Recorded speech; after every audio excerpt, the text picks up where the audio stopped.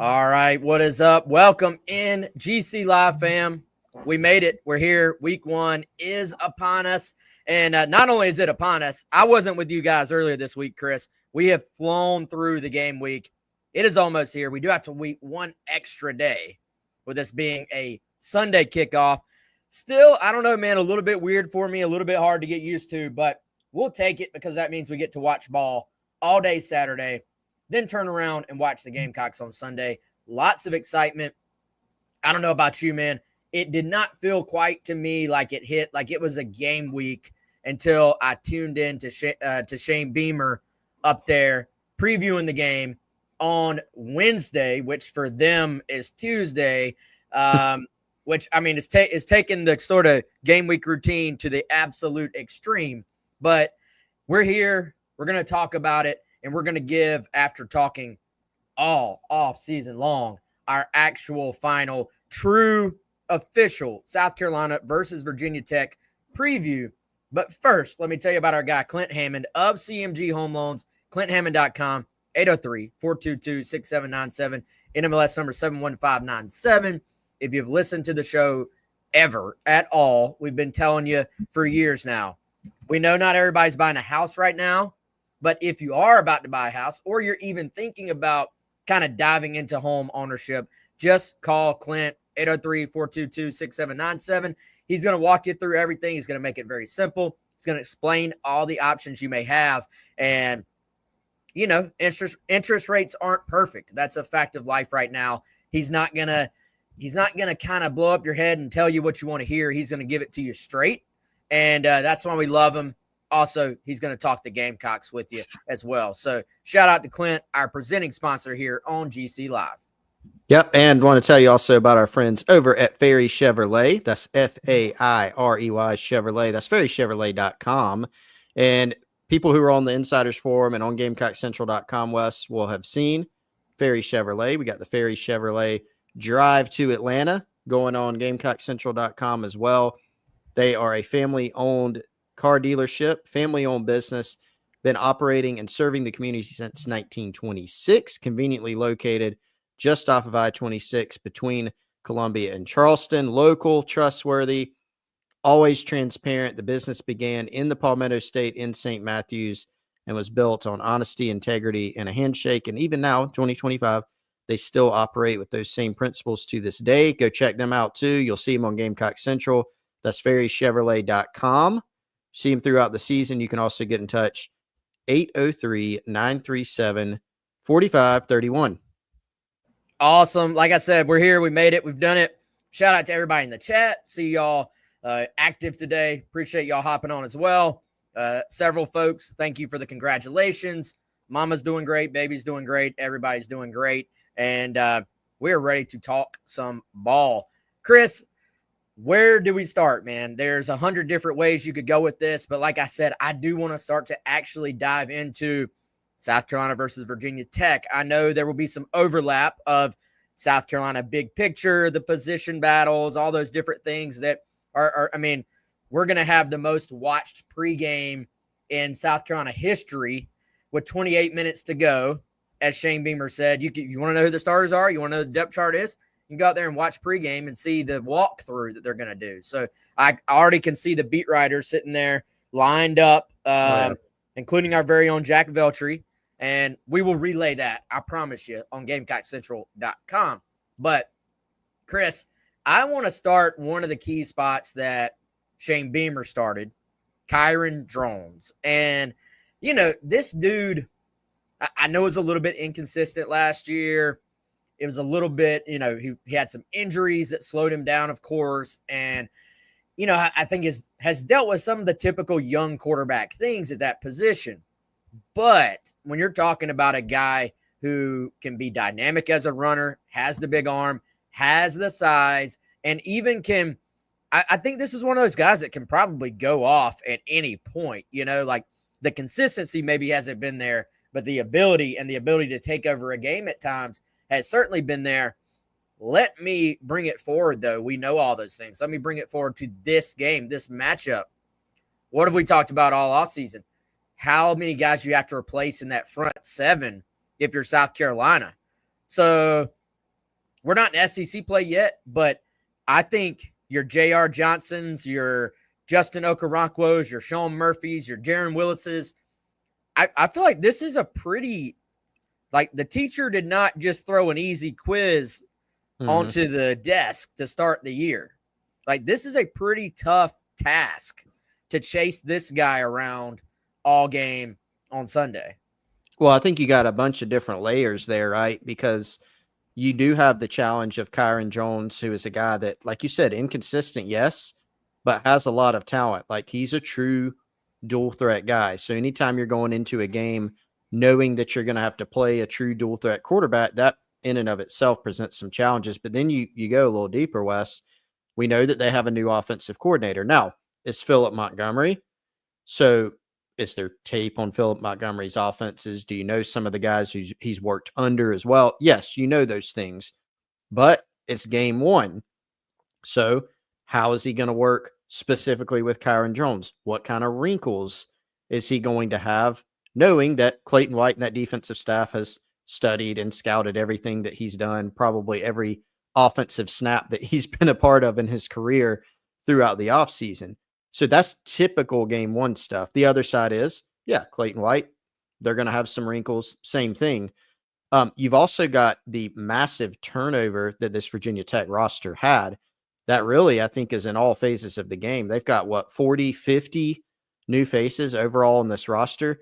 Shane Beamer alluded to that earlier in the week during his press conference that, I'm spending a good part of my days going and watching, their defensive end, Ben Bell, who's from Texas State.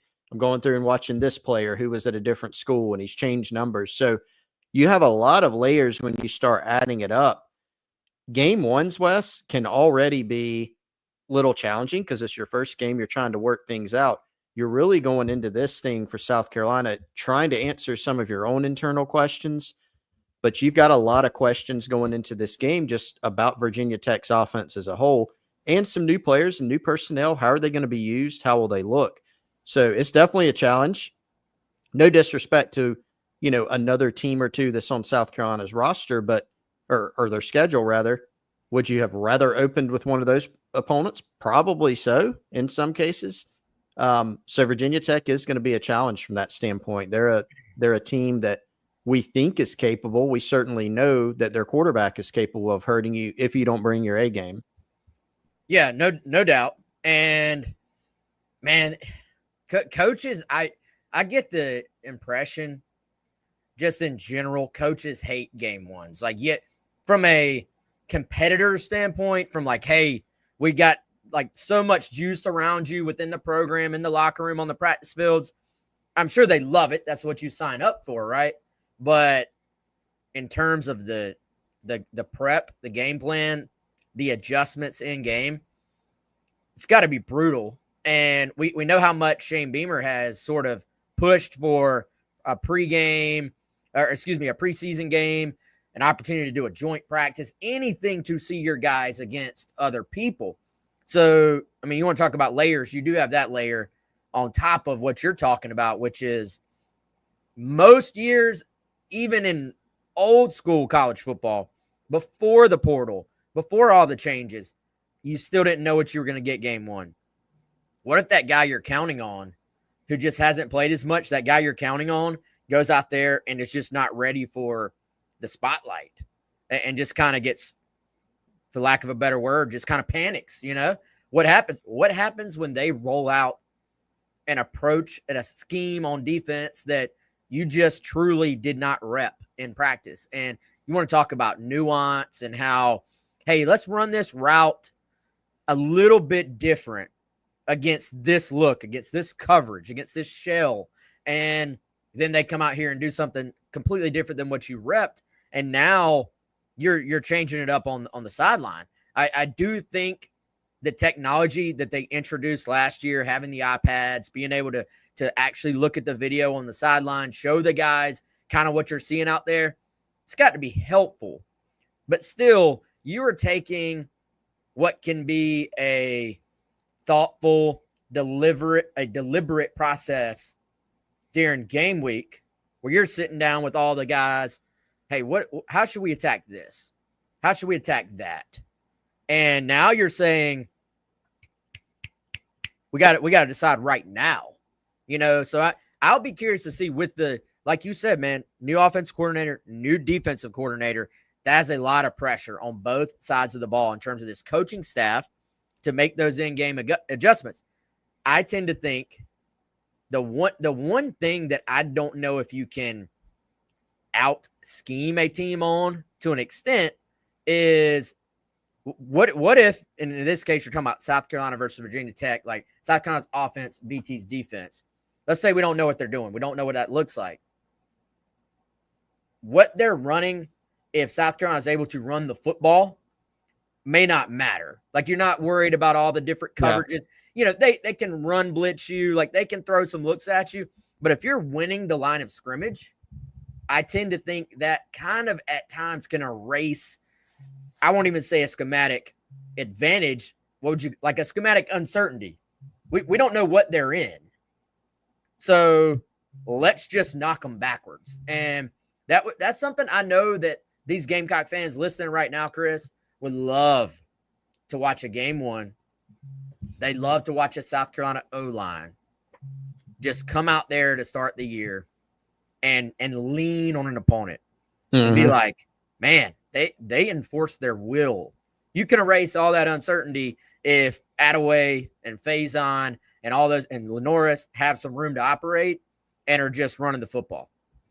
Yeah, I think that would be a great sign, right? If you come out early in the going in this game and you're able to, establish the run, if you're getting some chunk plays, if Lenoris Sellers is dropping back and they're not in max protect and they're able to hold up well, that'll be a good sign, right? Because then you can kind of throw some of the worry about the scheme out the window. It's interesting. The defensive coordinator for Virginia Tech has not been a DC in a while. His last year as a DC in college was in 2020 at Wofford, 2018 to 2020. Since then, he's been in the NFL.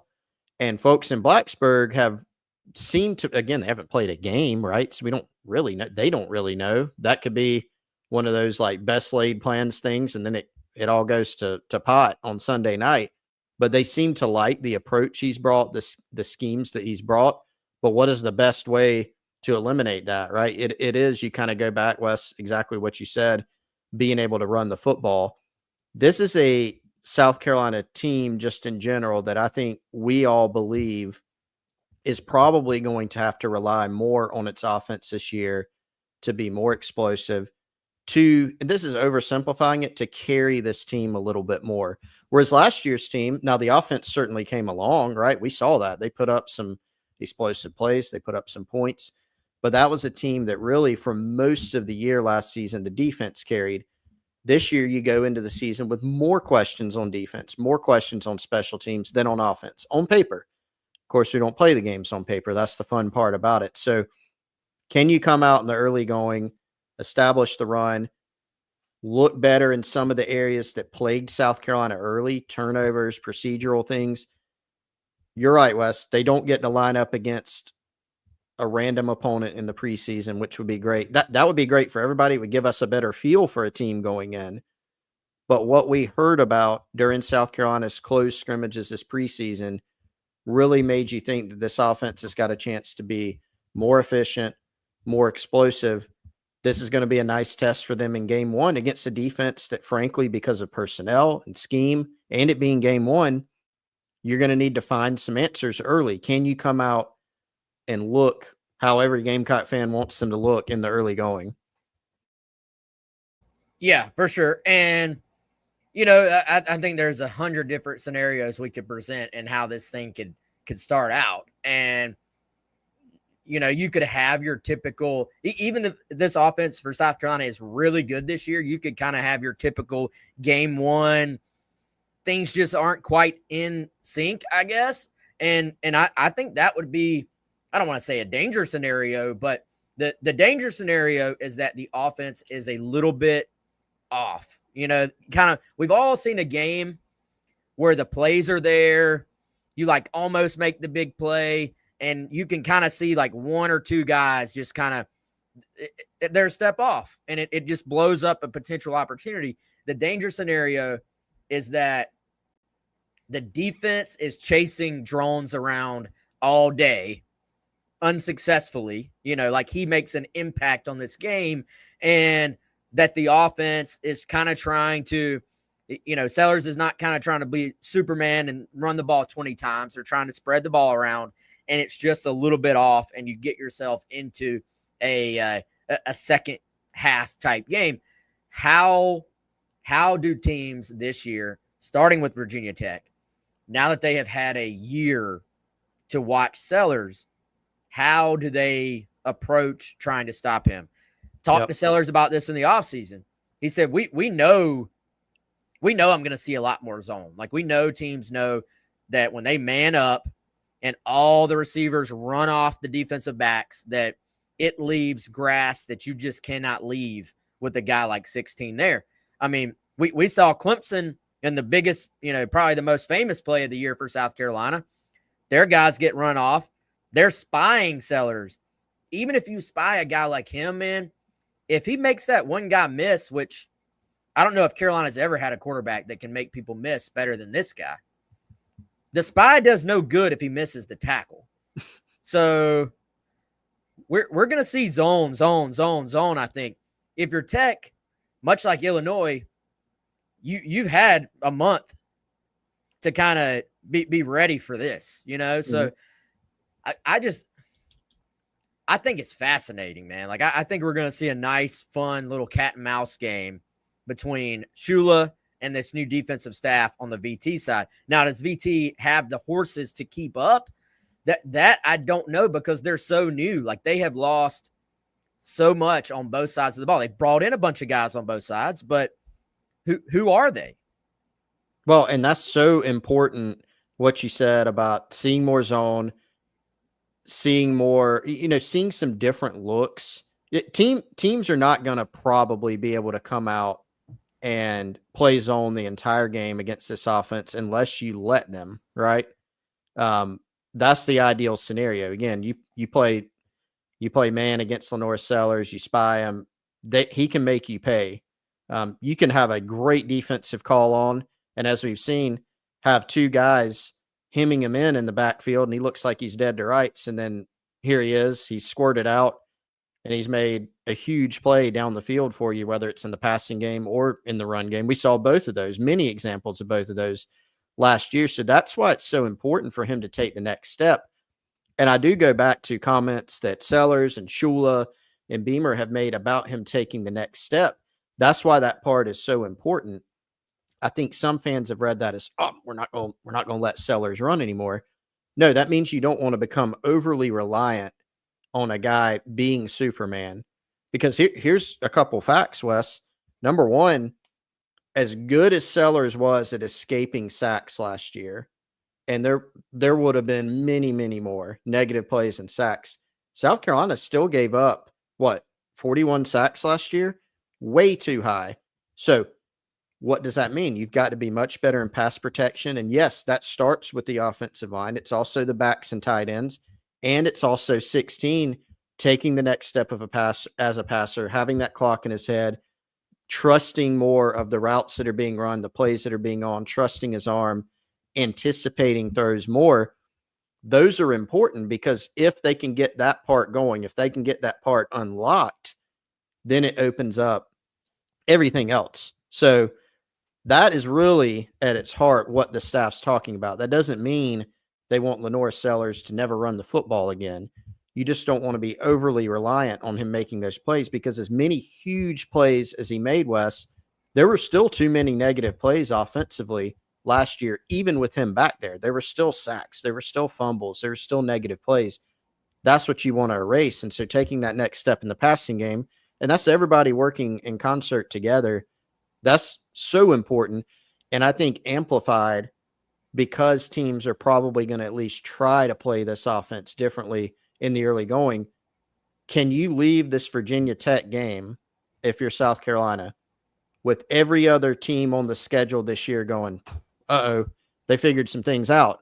That's, aside from winning, that's one of the boxes you would love to check, where defensive coordinators who are giving quotes, and I don't know if it's a defensive coordinator, he's just Anthony Richardson, or, we're just going to play zone against Sellers. That'll be our ace in the hole. If we just play zone, we're fine.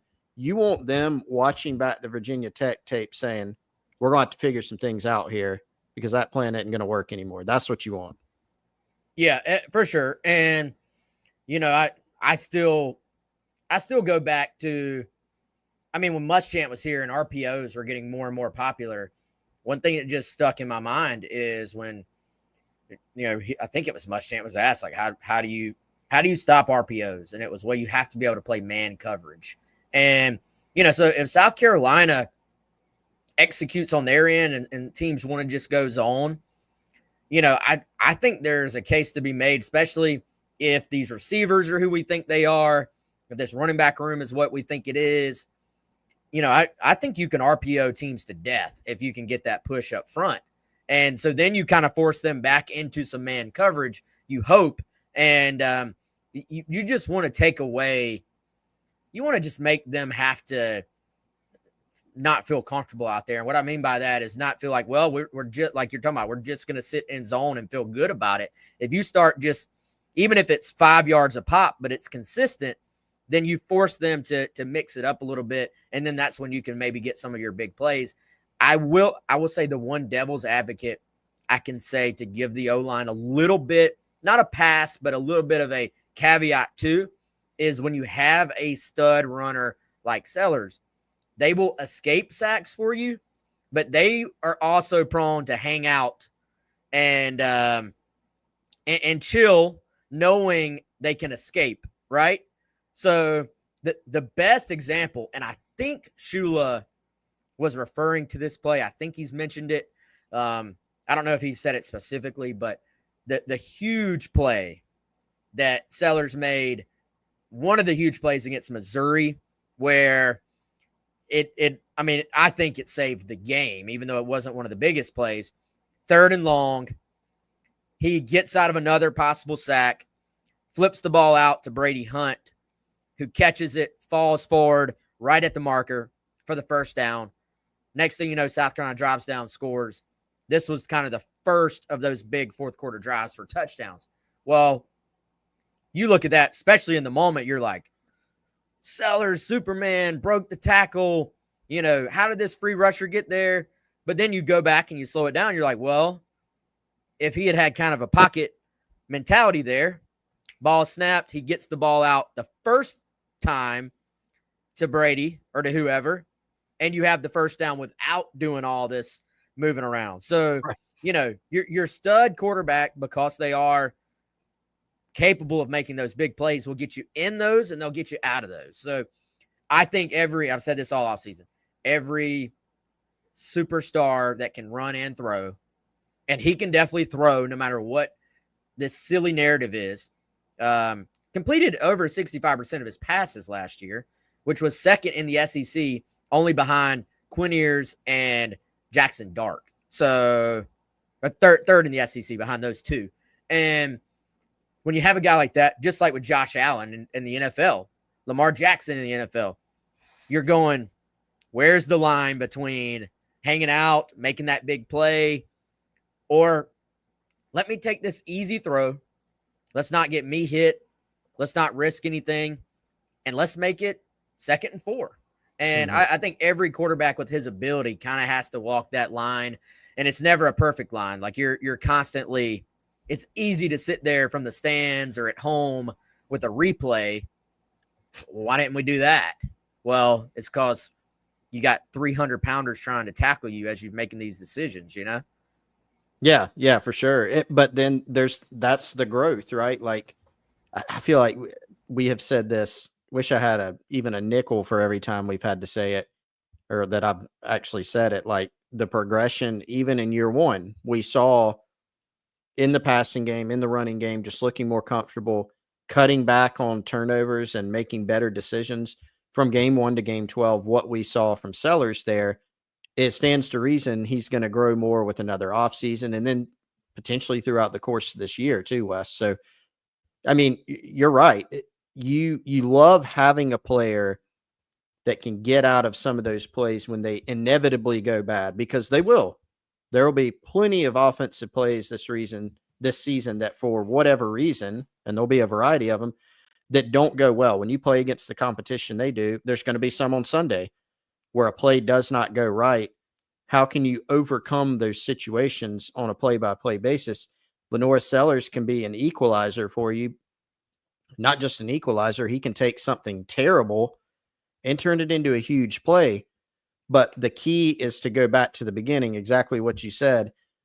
Can you avoid some of those situations that were so negative in the first place by just going and getting a positive gain or hitting a play that, hey, you go back and look on tape. Hey, if we would have thrown this ball right here, this might be a touchdown.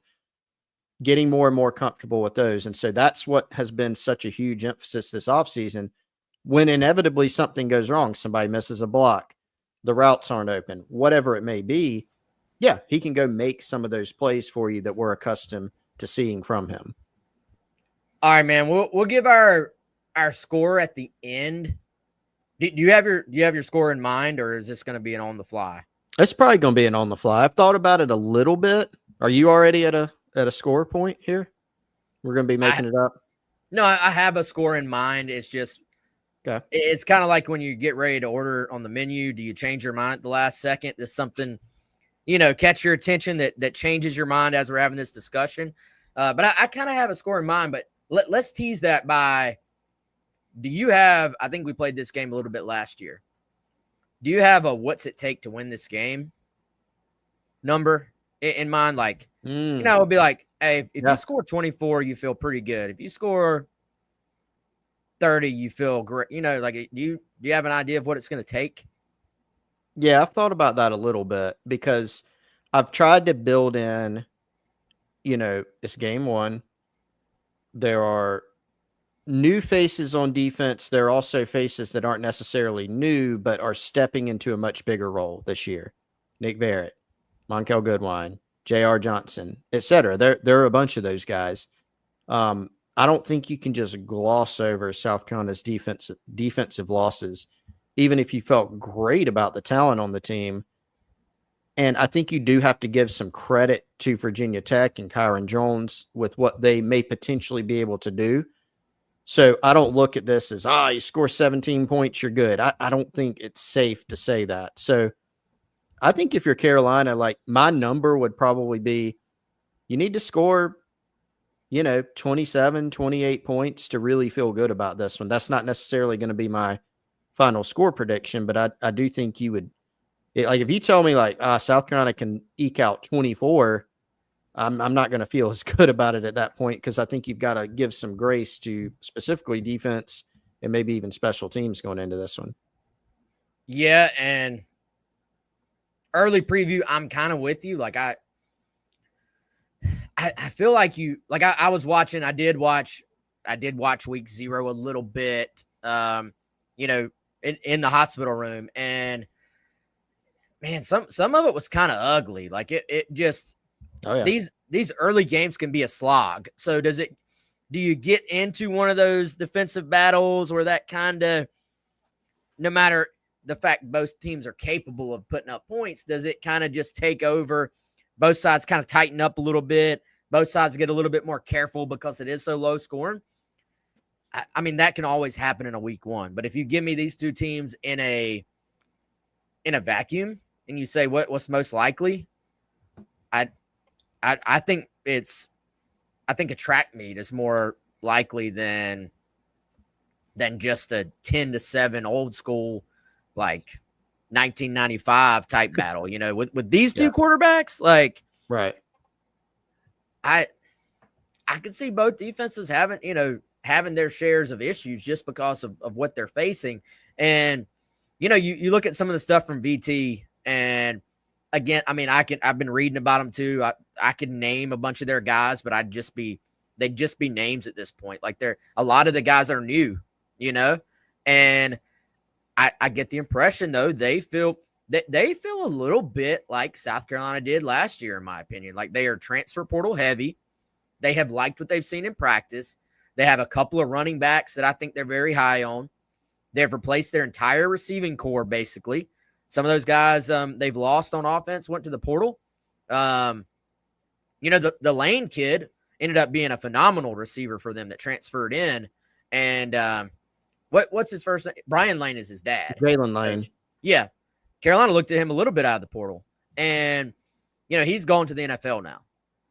Now they have brought in, guys that they are high on that they believe are going to come in and play a lot and help them.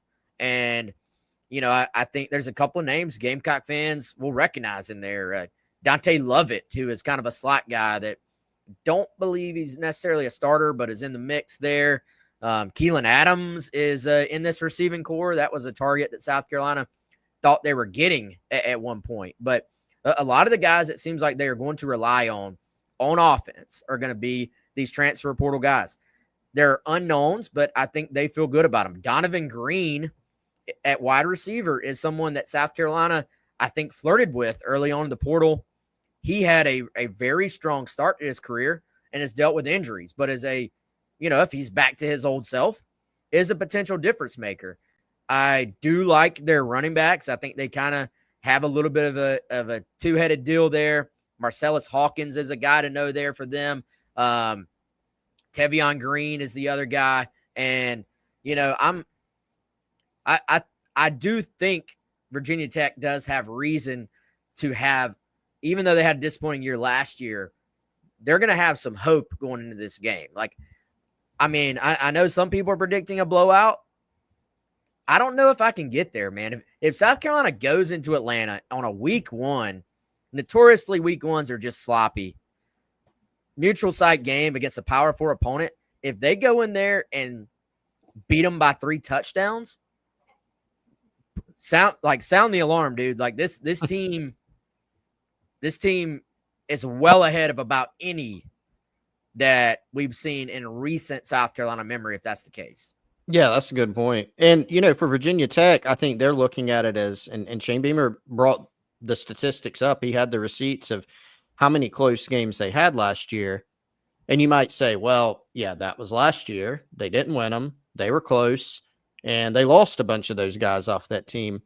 But talking to some people up there who cover the team, one of the questions you always have is, okay, if you lost a bunch of guys to the portal and you had a lot of turnover, what about the ones that you brought in? Are they upgrades or not? And some folks say in some cases they are upgrades, but that's on paper, right? You got to go do it, and you got to go do it not in game 8. You got to come do it in game 1 if you're Virginia Tech. So just dropped my mic, Wes, but we're back. I'm sure they will have a little bit of confidence, coming into this game. Think South Carolina, same thing. So again, man, I just think so many unknowns for both teams, problems that they're going to have to work out after week 1. There's both teams. Yeah, we're going to get some answers on both teams after game 1 in terms of who won or lost. And then what was good, what was bad, what was in between, what was ugly from both teams. And they're going to have to continue, I think, to work on some of those things. I go back to week 1 for South Carolina, a win against ODU, not exactly all inspiring. They left that game with a bunch of things to work on. And in a lot of cases, they were able to solve a lot of those issues throughout the course of the year. Yeah, see, the mic drop there, man. Example, week 1. Sometimes things happen. Yep. You just got to keep battling. Keep going. I believed I may have called Terrion Green a second ago. His last name is Stewart. I think I mixed him and Donovan Green together. So these things happen. It's just how you respond to the adversity. There'll be some adversity. I mean, everybody will be excited until the first 3 and out, the first drop pass, first missed tackle.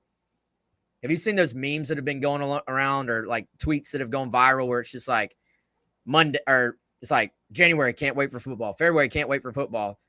March, can't wait for football. And then it's like September, drive 1, absolute crash out meltdown after the first mistake of the entire year. But Chris, you know what would RL says literal mic drop? Yes. You know what would not be a mistake? If you supported some of our great sponsors here on GC Live.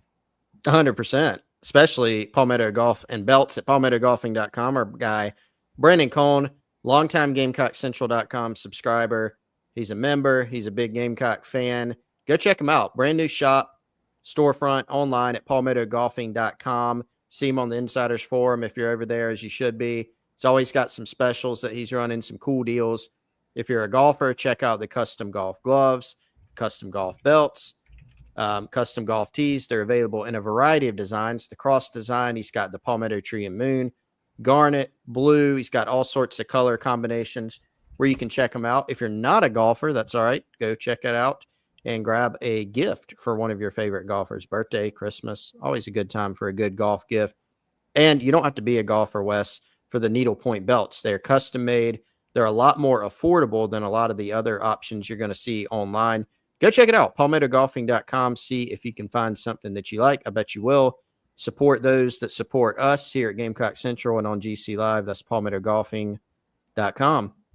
No doubt. And Chris, how about a big welcome back to our friends at Game Time, just in time for college football, just in time for the NFL. If you're a fan of the NFL, if you're a fan of whatever team is near you, we've brought back our friends at Game Time here throughout the On3 podcast networks out there. And shout out to them as always. I tell this story every single time we talk about Game Time.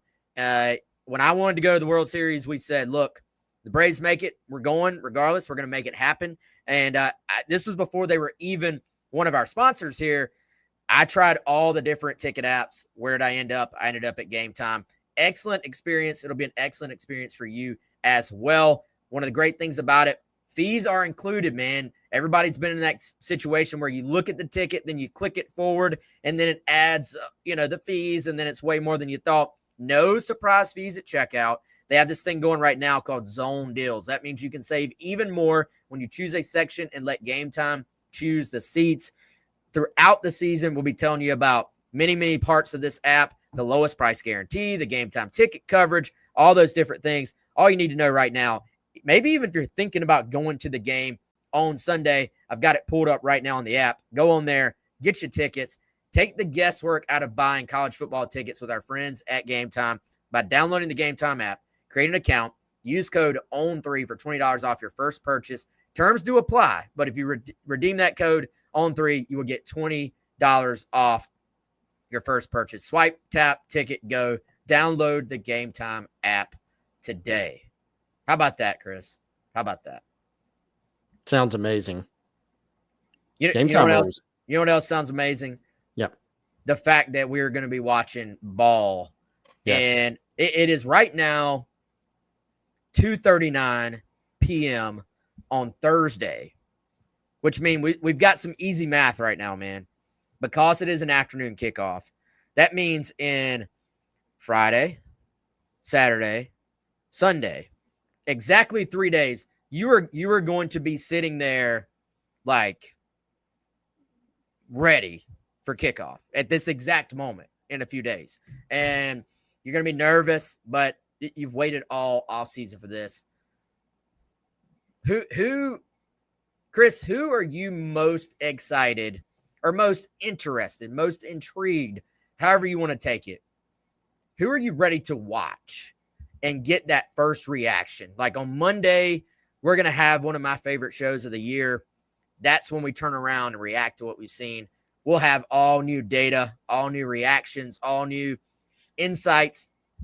Who are you excited to see on Sunday?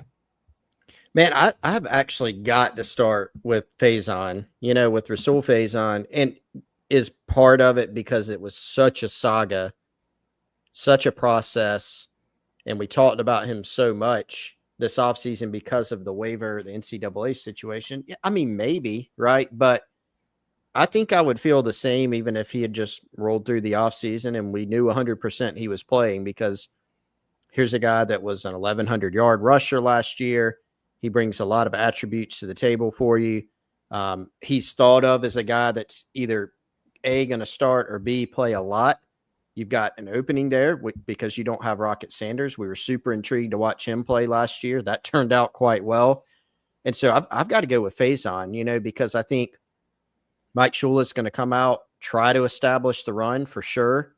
There are a bunch of other guys on the team that, offense, defense, and special teams that I want to get a look at. But, man, I'd be hard-pressed not to pick Faison. Do we only get one? Can we only pick one guy? I mean, You can do one offense, one defense if you want. I mean, your name is in the show too. You can technically do whatever you want. But. That's true. That's true. Well, we got to narrow it down. Eventually, I'll name the whole roster, like everybody knew. You know, I think defensively, man, like a linebacker, and I could really go any direction. Like you could give me the trio of J.R. Johnson, J.O., and Sean Murphy too. Like if I had to narrow one down, maybe Fred Johnson, just because I'm so intrigued by his physical capabilities and, you know, how that might translate into production. But there are so many, because look, there's so many newer faces who, again, are brand new or they're stepping into bigger roles. Yeah, no doubt. Our guy, Coach Rob Washington, says Anthony Addison, who Coach has worked with there in Sumter. You know, I do think, Chris, interesting note there with George Wilson being out for an extended period of time. Does that open a door for a guy with Addison's pass rush juice in some third down situations? If you're going to kind of try to play matchups, get another guy on the field opposite of Dylan Stewart that can go make plays in the backfield, does that maybe open the door for a freshman like Addison to play a little bit more, you know, even maybe more so than he would have before? I think that's an interesting thought. I think he had a good spring from what we heard. So there are lots of kind of underlying, I guess, first or just new news that we will get on game one, which I always love. Like who's on special teams that, like a Brandon Cisse comes in. He's going to make plays on special teams. How do they use him there? How do they use him on defense with his versatility? What do the rotations look like in terms of how liberal they are with putting guys in versus just sticking with those first 11? I tell you, my answers, though, my guys that I have to kind of pick, I'm going to put two guys together just because they play the same position. I'm very intrigued to see Brian Rowe and Donovan Murph. Like we've talked about these receivers all offseason, and we kind of were tracking. Like it was like, oh, we've heard this name, but now we're hearing this name. Then we've heard this name, and one of the consistent ones I think Rowe has been the name you heard just the most consistently from the moment he arrived on campus.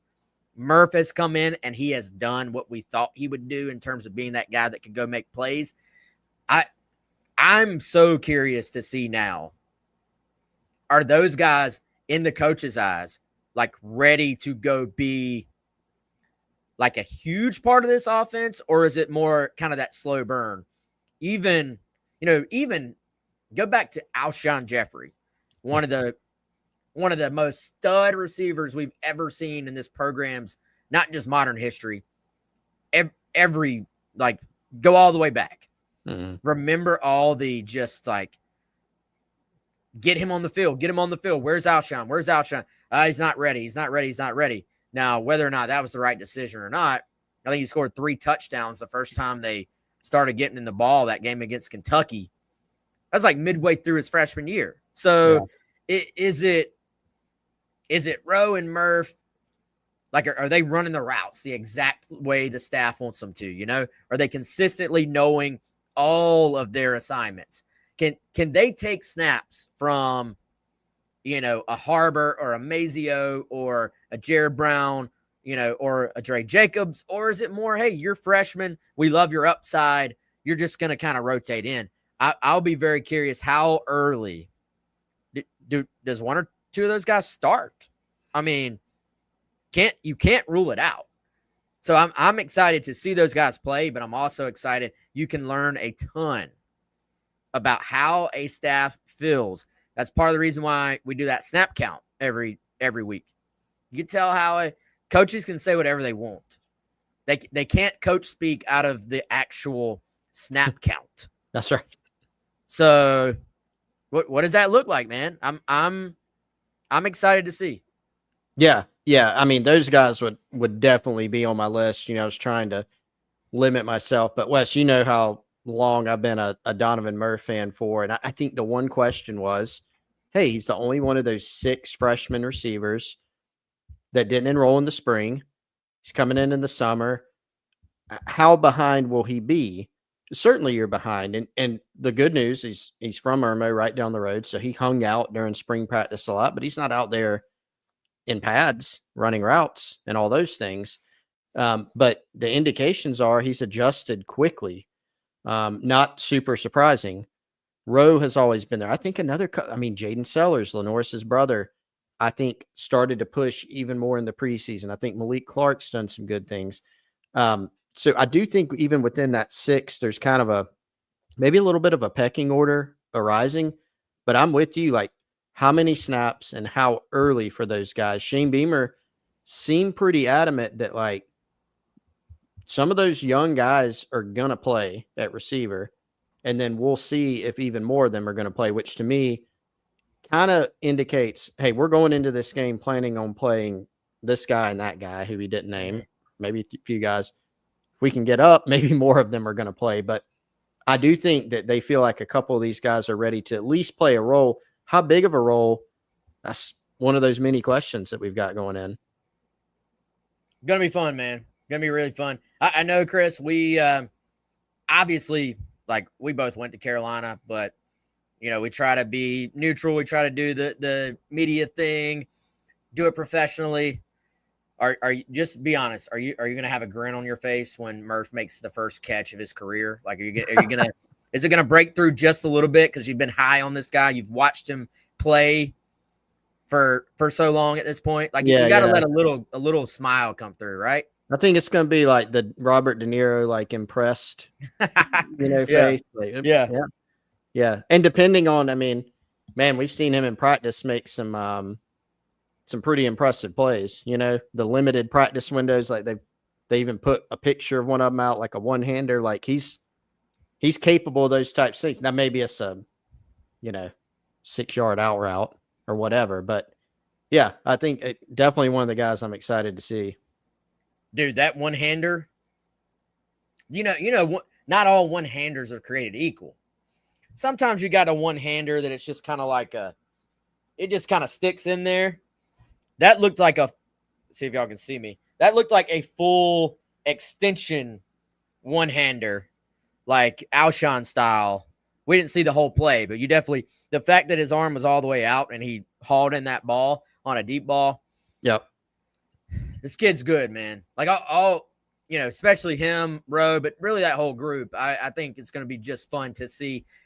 Forget week 1. What did they become throughout their careers? Like, all those guys are so talented. That part's going to be really fun, I think, for all of us and for the fan base. All right, final position battles. So Joe D and Clayton White. I don't know if this is news. This is probably a given. They admitted, like, they know at this point who is starting. Mm-hmm.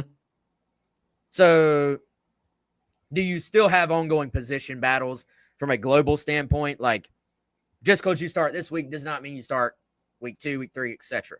But they know who's going out there. What spots, at least in terms of what we know publicly, do you think are still up for grabs, other than the caveat of, like, there's always a chance there's just like a little surprise, like, oh, that guy started? Interesting. In terms of, like, what we know, quarterback, obvious. Running back, I think we know Attaway and Faison are probably co-starters. Like, they're both going to play a lot. Who goes out there first? I think that's maybe up in the air. Receiver, I think Harbor's out there, play 1. Who's around him?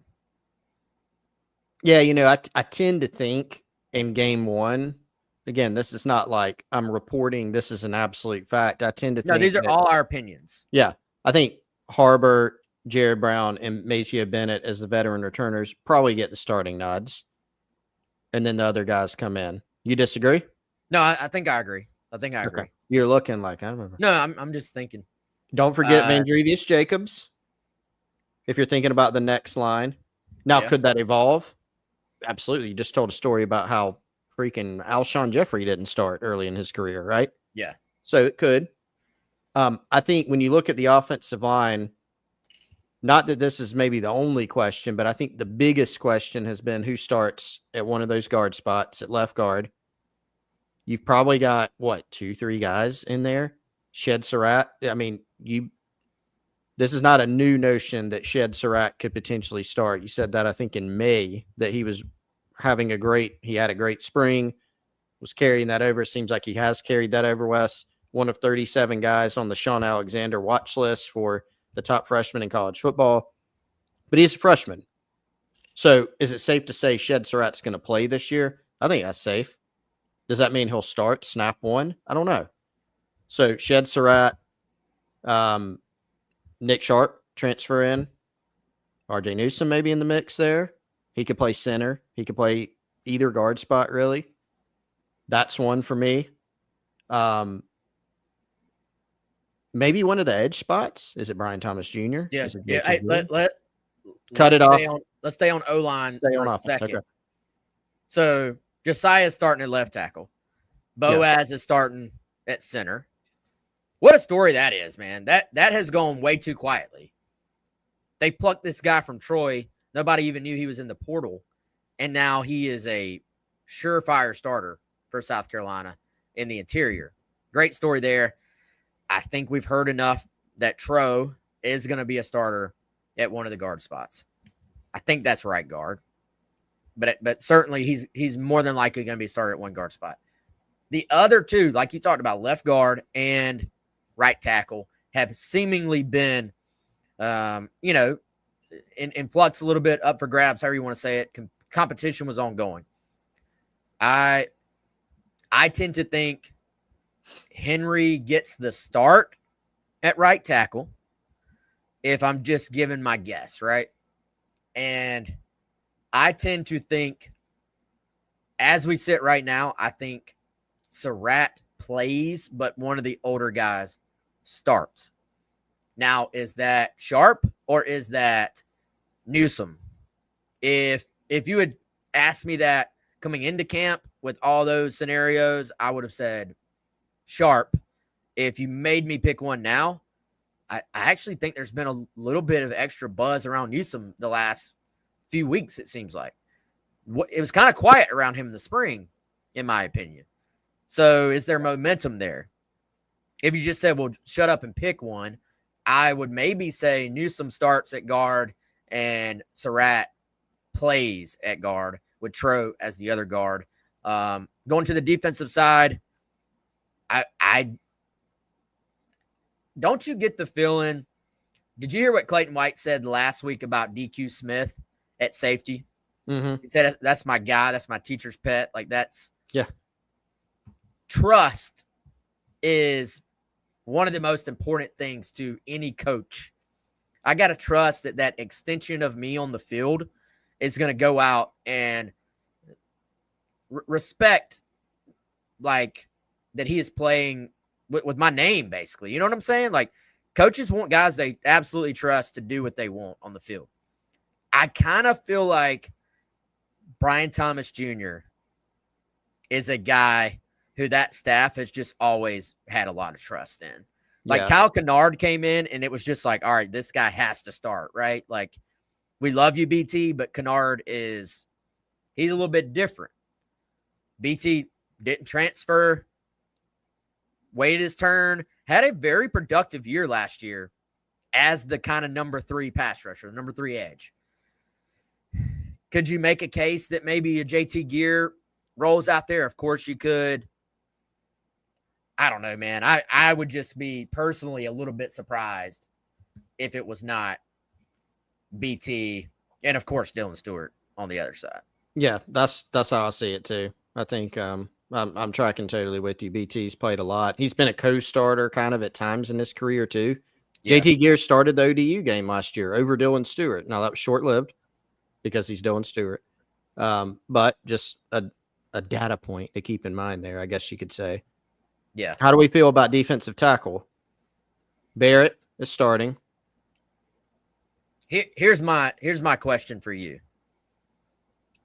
We know that Michael Goodwine, Nick Barrett, and Gabriel Brownlow-Dindy are all three going to play a lot. They may play kind of equal snaps, like kind of a little trio that rotates in. We really saw that a lot last year, especially, when Jules got banged up. It was a lot of just, hey, Boogie, Tonka, TJ, you're our three, and we're just rotating one of you out. Who's out there first? This is something I do not know the answer to. Maybe, Chris, you got an answer for us. Who do you think is out there playing one? I tend to think it's Barrett and Goodwine, because Goodwine, again, he's a veteran. He's played in this scheme last year. He was maybe guy number 5, or when Jules, went out, he was guy number 4. But that's why I tend to give him, the edge. But I think Brownlow-Dindy probably not far behind, and would not be surprised at all if it's him. I think it's pretty close. So yeah. But if we're just like building this thing out right now, Thursday afternoon, you said, hey, got to pick. We're going Monkel Goodwine and Nick Barrett. Yeah, I think so. Yeah. Okay. All right. We're building out our starting lineup. Linebacker. Again, I think you have co-starter type situation. The top 3, then Jaron Willis as well would maybe be 4. Maybe I don't know where he is on the line compared to the other guys. We know he's going to play quite a bit as well. When I say on the line, I'm talking about like if you're kind of making a line for who's going to play snap-wise. I'm not literally talking about the defensive line. I do still think it's probably J.R. Johnson and Sean Murphy out there first, but, Okoronkwo, his name has started to pop a little bit more. And I think, Chris, we may pull up that snap count on, I guess it would be Monday in this case, the day after the game. We may pull up that snap count, and those 3 guys have equal snaps, equal reps, regardless of who is out there first. Like, I think we know those 3 guys are going to play a ton. It's just a matter of who rolls out there first. We do know there was a point, I think, entering camp, it seemed like the A's, you would say, were JR and Sean Murphy. Yep. Has Okoronkwo done enough to kind of push one of those guys out, I guess, would kind of be the question. Yeah, and I think to your point, if a guy is pushed out, I think there's still going to be that top 3 to 4 that plays the most, that play the majority of the snaps. And you're not going back and looking like we've done in other Shane Beamer years where you didn't have as much depth, where you're going, all right, these 2 linebackers played, 800 snaps, and the next guy's not playing nearly as many. I think it is going to be a situation where they play, kind of getting fairly equal. I mean, go back and look last year, Wes, looking through the linebackers. So last year, let me find D-Knight. So Debo Williams played 589 snaps. Demetrius Knight played 572, and Bam played 465. Could we see something like that? I could see it. Maybe Jaron Willis pushes up to where he's playing, a little bit more, because Clayton White, when he's asked about the linebackers earlier this week, he specifically mentioned Jaron Willis, also mentioned Jamian Risher, the former walk-on, as being in there too. So maybe we're underselling a guy a little bit, but I definitely think JR, JO, and Sean Murphy, SM, since he needs an acronym as well, an abbreviation. I think those are your top 3. Yes. Well done. They like Rish too. Like that's, he's not going to go start, but for a former walk-on guy, like I've heard his name pop up at times. Like, hey, they like this kid. There's always a freshman, or not a freshman. There's always a walk-on or former walk-on or 2 that just kind of play above that designation and really impress the staff. And you kind of get the impression, man, he is one of them. So maybe a special teams type guy. All right, let's close out our lineup, man. You got to have 11 on the field for defense, I think. And we didn't do tight end. I would be shocked if that wasn't Michael Smith and Brady Hunt. Depending on if they're in 2 tights, I'd imagine both those guys are on the field at the same time. With the ones, who's out there. If there's only 1 tight end, probably depends on your given situation, what you're doing. Both those guys are starters, I think, at tight end. We know DQ Smith is the starter at safety. There was a little maybe battle opposite of him. I have settled pretty strongly from what I've heard. That's probably, I'd be pretty surprised if it's not Peyton Williams out there, at least the beginning of the year, opposite of DQ. Judge Collier going to be a starter at one corner spot. Jalen Kilgore is going to be a starter at nickelback. Is it definitely Cisse, or is there a case where Vicari is your other corner? I think that's a tight one, man, because, we know how much the staff loves Cisse. They've talked about him a lot. Vicari Swain, I think, did some really good things in the preseason after missing spring ball. So I think it is Cisse, who's also, by the way, versatile, can play nickel. Does that give you some flexibility and some dime packages where you got all those guys on the field basically at the same time? I think so. I think Swain's going to play a good bit still. That I think that's probably safe to say. But I do feel like Cisse, with what he's done since he came in as a transfer from NC State, probably gets the nod if we're talking about starters. Agree. That's it for offense and defense. I think Love starts at punter. Kicker, up in the air. I mean, obviously, they have an idea, I think, of who's going to go out there first. Internally, I've heard some buzz on William Joyce. That would be my guess right now. I've said that on the Insiders Forum. Cole Rasmussen, probably your snapper, I think. He's a veteran guy. Did I say Mason Love punter? We'll see who the holder is. I haven't heard anything new on punt return, kick return. We do know Joe D, pretty outwardly said, hey, starting camp, Nick Harbor has the lead at kickoff return. Jalen Kilgore has the lead at punt return. Is Jalen still a little bit limited or not? He was one of the guys that was dealing with a little bit of a soft tissue thing. Does that affect your decision at punt returner? Possibly. Something just to keep an eye on. We shall see. But, all right, that's kind of our makeshift off-the-cuff final guess on several of those spots, Chris. Let's give our predictions, man. Game 1. It is here. What are you feeling? What is your gut saying on this score? So to go back to the beginning of the show, for those not listening, we both admitted I think we did not have a score firmly in mind. And so I've kind of tried to workshop it in my mind as we've gone through this thing. I don't see a Carolina blowout here for many reasons. I think game 1, you have some things to work out. I think Virginia Tech will be a game opponent for South Carolina. But I do think the Gamecocks win. What I've settled on, Wes, 31-20, South Carolina. Dig it. Is there a single key to victory for you? I have not workshopped those. I put you on the spot. Yeah.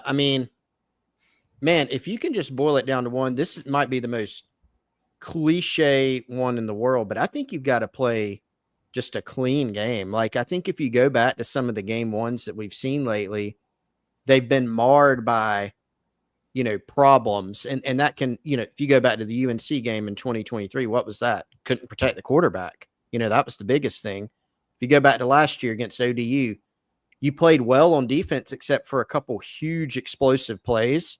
And then offensively, you just looked kind of disjointed. So you can say, run the ball, don't turn the football over. I could say any of those, right? But I think you just need to go out there and play a cleaner game. And we've talked this offseason about how we've heard in practice and scrimmage situations, South Carolina has seemed a lot better in terms of operation, not turning the ball over as much, procedural stuff, just looks smoother. I think that's what you need. And certainly apply that to defense too. But I think you just got to go out there and play a cleaner game than we've seen in some of these openers. If you can do that, I think you have the goods to get it done. Yeah, I was going to go very cliched as well. I was going to say, but specifically because of what we saw from South Carolina last year, frankly, don't fumble the ball, protect the football. So many game-changing fumbles for South Carolina last year. Kevin was texting us earlier, basically said, there's several guys that fumbled, but the ball was recovered. How different would that season have been? The Kentucky blowout. If Kentucky recovers a couple of those fumbles, that is a different game. So good point from Kev. Stop letting fumbles just have such an impact on the year. The LSU game, as much as we talk about all the other aspects, if you don't turn the ball over, you win that game. I'm convinced if South Carolina doesn't fumble after O.D. Fortune picks off Alabama in the end zone late in that game, South Carolina's driving, has momentum and the lead, give them the ball right back on kind of that little, I guess, messed up mesh like exchange with Rocket and Lenore's. If that doesn't happen, if you don't fumble against Illinois when you have momentum, if you don't fumble and have an interception against Clemson, it's probably a lot easier on everyone in Gamecock Nation's heart. So protect the ball. It is a cliche, but there's a reason that can be your focus, I think, in terms of keys for this game. Dude, I don't know. Maybe we just got 31 in our mind. I'm saying 31-24. It's hard to predict blowouts in week 1 just because it is what it is and it's a neutral site. It's NFL stadium. There's pressure on you. We'll see. I'll say 31-24 with the caveat, as we always do this time of year. Man, anything can absolutely happen. If it is not a close game like that and South Carolina blows them out and this offense is what we think they could be, then that says a lot about what this team could be capable of this year. That, to me, would be a very early statement because, and you may be saying, well, obviously, duh. Not all blowouts are created equal. Like an early season blowout of a random opponent, of FCS Southeast or whatever they call it on the video game, that doesn't really tell you a whole lot. An early blowout in this scenario, even though VT is coming off a disappointing year, they were in every game they played last year. So that to me would just, I don't know, man, would be huge. So, all right, we've gone over anyway. Chris, you got any closing thoughts, man? Nah, man, not this time. All right. Hey, appreciate everybody for hopping on. Glad to be back. Be on the lookout. We will lock this in, man. We will have shows on Monday after each game, and we will, of course, have our preview show at the end of the week leading into each game as well. So lock those parts in. Chris and I will be right here along the way. And as always, we're on Gamecock Central every single day, creating content, hanging out on the message boards, posting tidbits, answering your questions. Come see us. And we got a great deal going on right now. If you're not a subscriber, you'll have to get the details for that on Gamecock Central, but promise you'll like it. So go on over to GamecockCentral.com and spend this great weekend of football with us there. For Chris, I am Wes, and we'll see you back on here on Monday.